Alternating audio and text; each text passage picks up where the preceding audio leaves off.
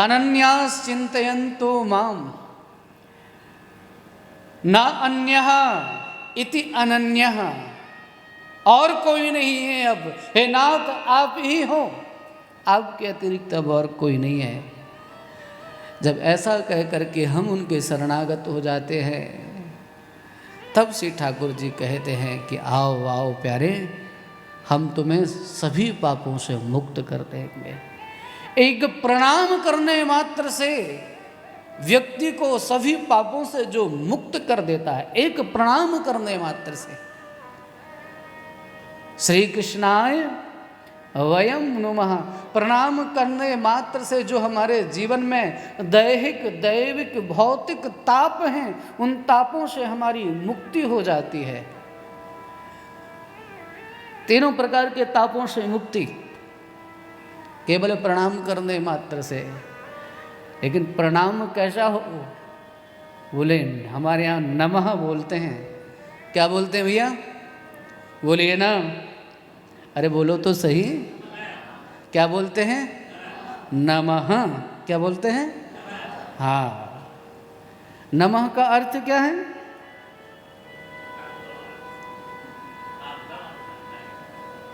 बोले ये या बात की था तो था को बैठा रहो, मैंने हैं यही कह रहे हो, यही बताने के लिए तो आपको बैठा ला है, मैं क्यों बताऊंगा?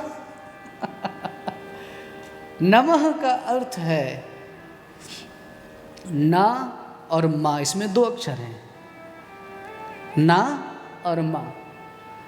ना मम, यह मेरा नहीं है। नमस्कार जब हम करते हैं तो मेरा कुछ नहीं है, ये भाव होना चाहिए। जब हम किसी को प्रणाम करते हैं, माता पिता को प्रणाम करें, अपने से श्रेष्ठ जनों को प्रणाम करें, तो फिर ये भूल जाएं कि मैं कुछ हूँ। अपना किसी भी तरह का कुछ अहंकार न रह जाए, मेरा कुछ भी है, मैं कुछ भी हूँ, ये भूल करके श्री ठाकुर जी को प्रणाम करो। ना ममो, मैं नहीं हूँ, बस तू है। तब तुम्हारा प्रणाम एक बार का किया हुआ प्रणाम भी सार्थक हो जाएगा। ना ममो,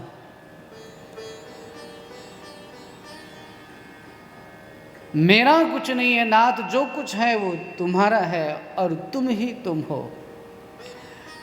जब इस भावना से हम परमात्मा को प्रणाम निवेदित करते हैं नारायण, तो है प्रणाम हमें दैहिक दैविक भौतिक त्रिविध तापों से मुक्त कर देता है।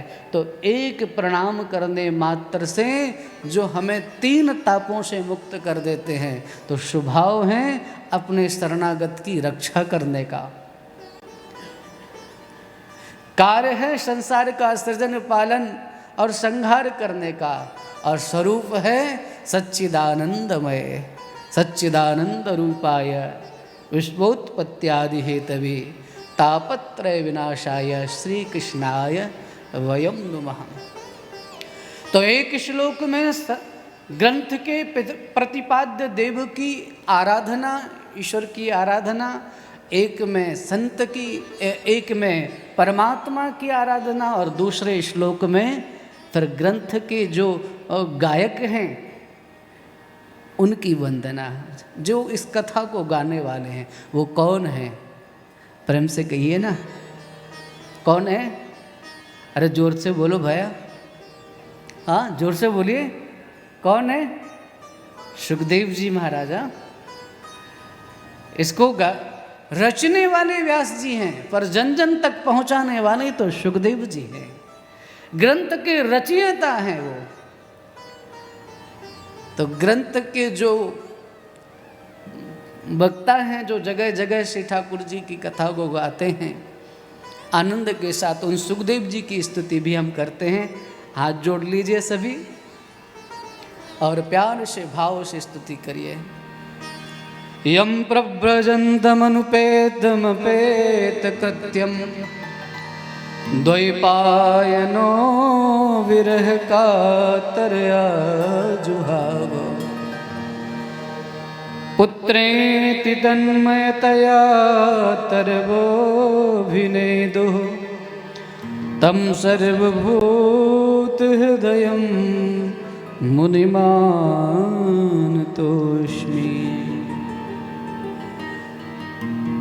यम प्रव्रजेत यम, ऐसे सुखदेव जी महाराज जो जा रहे हैं और जो कैसे हैं, बोले पेतम अपेतम अनुपेत कृत्यम। अभी जिनके अभी संस्कार भी नहीं हुए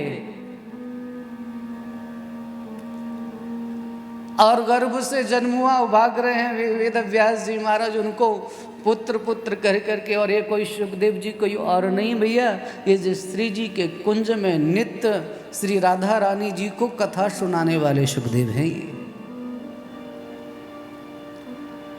ये सुखदेव कोई और नहीं है, ये राधा रानी के शिष्य भी हैं, किशोरी जी के शिष्य भी हैं।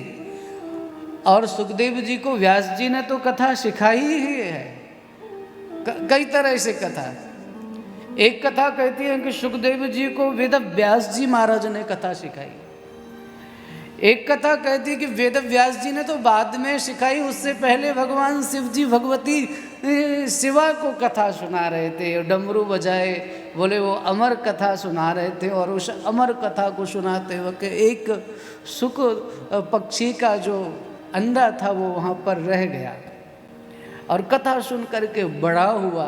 भगवान शिव को लगा कि इसने छुप करके कथा सुनी है, अपना त्रिशूल उसके पीछे छोड़ दिया, जाकर के वही सुख वेद व्यास जी की श्रीमती जी के गर्भ में प्रविष्ट हो गया